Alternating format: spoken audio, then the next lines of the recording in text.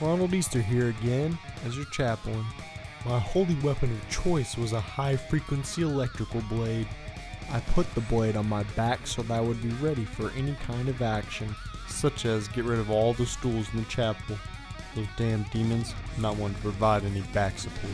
Her religion quickly took a back seat, because my true ambition was being a revolutionary now. I embraced the lifestyle and started planning with the revs. I used the costume vending machine to get jackboots and a pirate hat. I was ready for war. The head of personnel, he was looking like more of an easier target than picking on furries on Space Station. I had a brilliant plan, basically playing Ding Dong Ditch on his office door, but instead of running away I tried to run in, but he pushed me away and chased me out. So I chose to break into the room next to his. This window smashing and grill cutting was so hype, I had to add that spin in. I waited in that room, but not for too long before he walked right out, and I started slicing him. I got 2 cuts in on him. He pulled out some kind of weapon, so I sliced him again and ran out. I walked down the hall to find out that my fellow Rev had already gunned down the head of personnel, so he properly disposed of the head of trash right into space.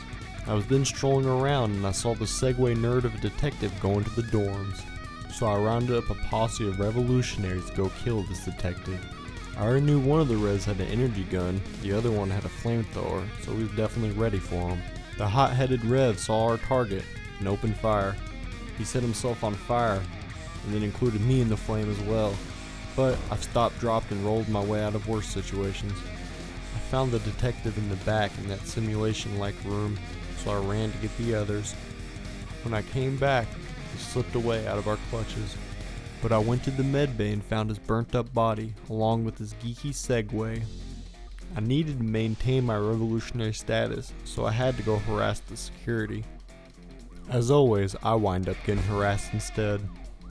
My partner in crime tried to save us from this situation, but got a shockingly poor outcome. And of course, we're both tased. He captures my friend first.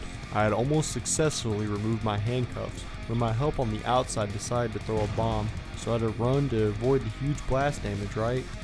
No, I came back to the smallest explosion damage ever, so fucking puny. Afterwards, I was immediately caught, then dragged back to the armory and shot to death. Well, not to death.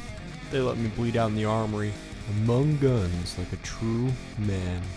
Oh, and it looked like my former partner in crime didn't die a Rev, punk ass.